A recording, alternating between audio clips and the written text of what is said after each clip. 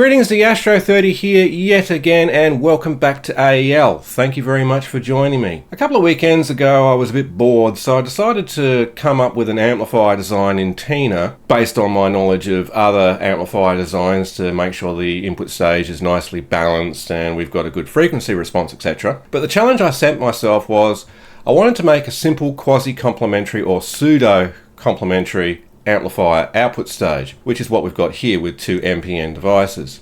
And I was actually quite pleased with the simulation results, and this will produce 40 watts into 8 ohms quite readily from a plus minus 30 volt supply. And the amplifier topology is pretty much well standard. We've got a long tail pair. In this case we've got an MPN input stage. There's no constant current sources, so we've just got a fixed resistor down here to provide the long tail pair current. We've also got another fixed resistor down here to supply the VAS current. So the currents flowing both through the long tail pair and the VAS will vary with supply voltage. And up here is our VAS, is a BD140 PNP transistor with a dominant pole capacitor or Miller compensation capacitor of 100 picofarad, pretty standard, and a fixed bias servo or VBE multiplier, which then goes through these two base stopper resistors into the output driver transistors, which is then driving, in this case, an emitter follower output stage on this side and a complementary feedback pair on this side. The interesting part about the circuit is D1 here. This is known as a Baxandall diode, named after the person that came up with this, the late Peter Baxandall. And the purpose of this diode is to improve the symmetry of the output stage. Because this output stage is asymmetrical, we need this lower half of the output stage to turn on slower than this part of the circuit. And what that does is help reduce crossover distortion. Without this diode, and without like a heavy bias current going into here, almost into like class A, well, we would have slight crossover distortion on the output. And this diode, bypassed by this 100 ohm resistor, helps to turn this output stage on slower. Now, the Baxandall diode arrangement was based on this original idea, which is to do the same thing, but what they've done is they've put the diode in the output current path. So this is known as a Shore diode. The problem with this arrangement is this diode is going to see most, if not all, of the output current flowing through the output stage. And this is taken from Doug Self's Power Amps 5th edition book. So that means that this diode needs to be a fairly hefty component. Now, at the time of this recording, I'm not really sure as to who Shore was, what his first name was, but it was obviously another electrical engineer. So Peter came along and he moved this diode from the collector of the output device here and put it in the emitter of the driver circuit here, because the current going through this part of the circuit is a lot lower than the current going through this part of the circuit. Therefore, you could use a smaller diode such as a 1N4148. However, Peter came up with another idea instead of just using a diode. He proposed to come up with what is known as a trans diode, which is using a transistor in place of the diode. So this is where the anode of the original diode would be, and the collector over here is where the cathode would be.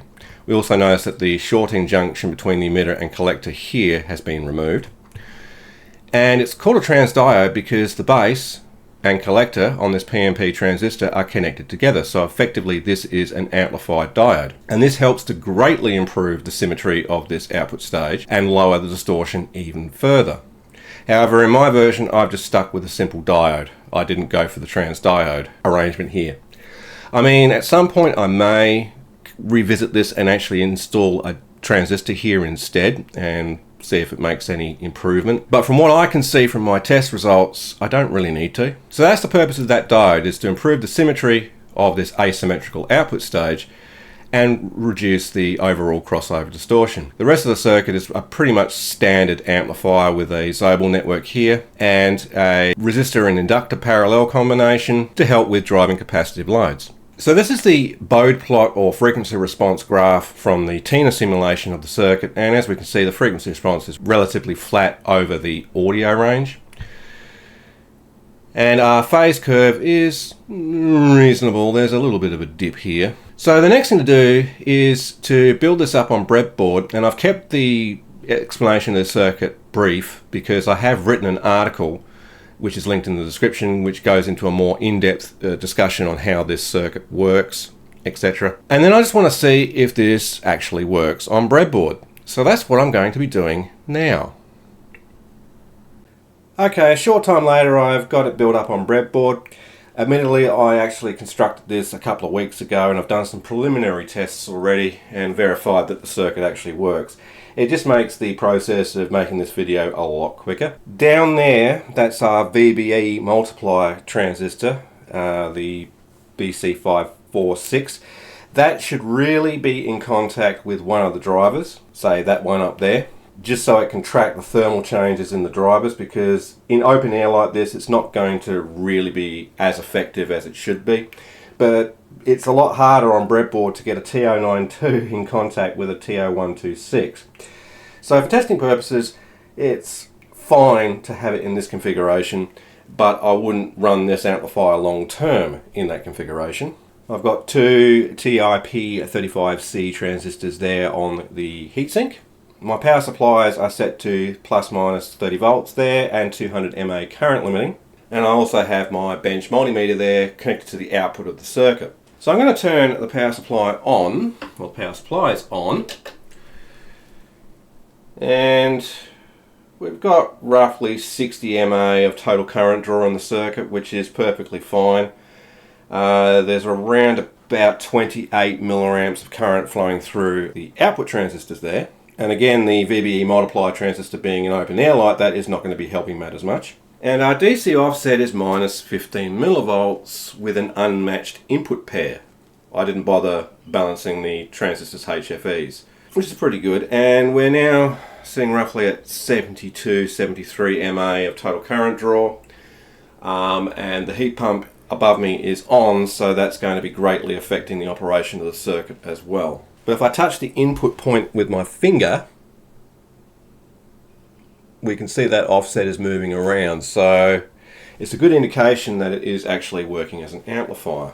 So next I need to connect the output to the oscilloscope, unloaded, and inject a audio signal and see if we get an output. And as we can see on the scope there, we do indeed have an output. And it will vary with the oscillator's gain.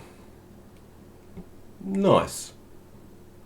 And even unloaded, we can see that it's clipping symmetrically, so that's pretty good. Well, it's slightly asymmetrical on the top, but it's not bad. So now we need to load it. So I'll turn that off. Didn't mean to bump that control, but we'll turn that off.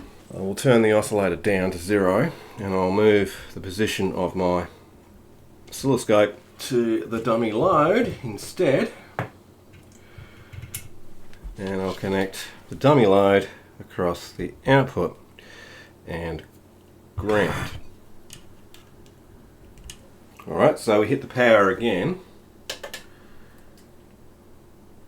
Yeah, that's a problem.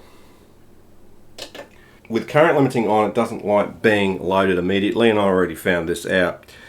So I'll just disconnect the load, turn it back on until it stabilizes. Now I'll connect the load and it's fine. I did find, however, with increasing my overall current limit to 1.2 amps, that doesn't become a problem, because now if I turn the amplifier off and then back on again,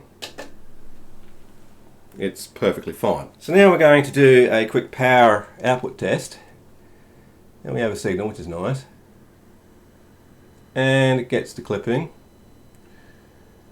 It's almost symmetrical into the load than it was unloaded, but I'm going to ballpark it there at about 18.2 volt RMS into 8, which indeed is 41 watts, which is impressive and to be expected with these supply rails. So what about 4 ohms? Well, I'll need to increase my current limit, probably closer to 2 amps. That should be fine. I'll make it 1.9 amps. Obviously reconfigure the load. I can do this hot swapping, it's not a problem. No change in current draw, which is to be expected and good. So I'll up the oscillator again. We still have a nice stable output, which is good. There's clipping, still slightly asymmetrical. So I'm going to say about there, 15.7 volt RMS into 4. 61 watts, not bad. So it's about 20 watts more into 4 than it is into 8. Problem is that VBE multiplier is not doing its job. So if I touch the transistor itself, well, we can actually see that it's got more of a negative temperature coefficient to it than a positive one. So anyway, that's all well and good. It's working as expected. Now, the next question is, what does it sound like? Well, doing sound tests on video isn't really very productive, mainly because, well, the camera doesn't do it justice and you can't actually hear the sound itself anyway through the camera's mic. But I'll do one anyway, and then we'll conclude this video because I'm not going to do too much more on this.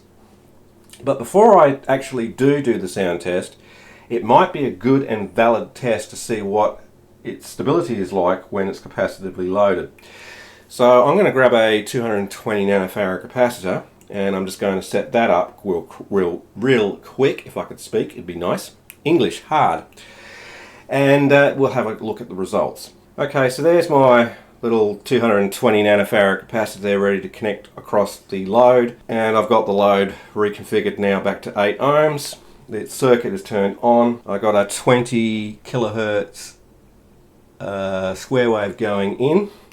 So I need to adjust the time base so we can see it a little bit better, and I also need to move the camera so I can come around the other side of it to connect the capacitor to the load. Now there's currently no output inductor, so I'm going to do this test without the inductor and with the inductor. Alright, so that's a little bit better. So now I will just connect without shorting things. So that's with the 220 nanofarad capacitor connected across the output. As you can see, it is ringing a little bit. So what I need to do is I need to connect the inductor, which I have sitting there. It's just a 10 ohm resistor with 14 turns of 0.04, I believe it is. Let me just check that. It's 0.4 millimeters, I should say, not 0.04. Of enamel copper wire wound around it. So I'll just take another alligator lead and I'll connect it to the output point, or the load, and I'll grab my inductor. Oh, that didn't work, did it? Let's do that then. Grab my inductor, connect it in series with it. So we'll have a look at the scope output, and I will now connect my capacitor. Hang on, I've got that wrong. I need to connect the output of the amplifier to the inductor first. Right, now I will connect my capacitor across the load. So as we can see now, you get an initial hump and then it dampens out as expected. So yeah, the inductor would be helpful in this scenario. Neat. And I'll turn the oscillator down, because I don't want unnecessary amounts of heat going into this heatsink for no reason. And the current is falling off, so... Okay, so stability wise it's okay.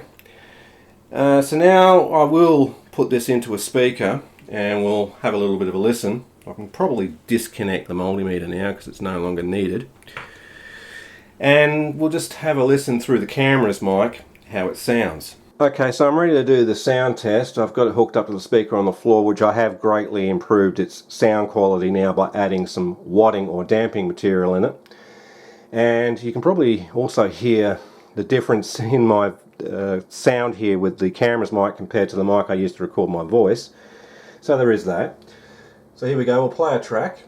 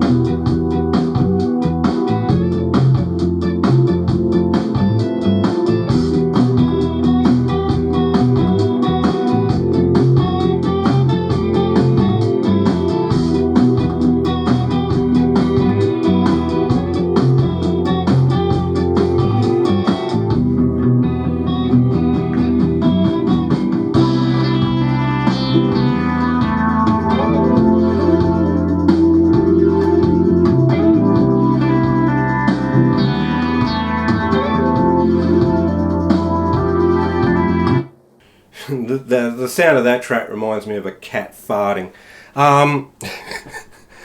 Anyway, it sounds alright. It's got plenty of bass response. The heatsink is mildly warm, so it's not going into thermal runaway or anything stupid like that. But the bass response is pretty good on this. I must say that, yeah, it does sound pretty good. Tina says the overall total harmonic distortion of this is 0.08 at full power, which is fine, but that's only just an estimate. The accuracy of that measurement is, well, borderline at best. So what about turn on and turn off transients? Well, let's have a listen. There was a slight thump there, nothing too unusual. Turn it on. A slight pop. So someone suggested to me that what I should really be doing with these power supplies is, rather than relying on the speed of the MOSFETs inside of these two power supplies to apply the output load, because they're going to be different between each power supply. One's going to turn on faster than the other, so that's also another reason why I may be experiencing thumps in amplifiers, is because one supply rail is coming up faster than the other. So they suggested I use a DP-DT switch, so have these turned on all the time and just switch the load on and off with a DP-DT switch, which is a good idea. So I might investigate doing that later. It just means I need to make more test leads to hook it up to the supply and be able to hook it to the circuit. So just turn that off now because I don't need it to be on. But overall, I'm happy with the performance of this circuit. It does what it says on the tin. So that's where I'm going to probably leave this video. I'm not going to bother measuring the frequency response with a physical oscilloscope, because if Tina says it looks alright in the simulation, it probably is alright here. I don't see any stability issues, and it sounds okay into a speaker, so all the frequencies are there. So that's pretty much all I really need to do with this. So as I said in the beginning, there is a link in the description to the article that I wrote on this for a much more in-depth discussion on it, with a few more testing graphs, etc.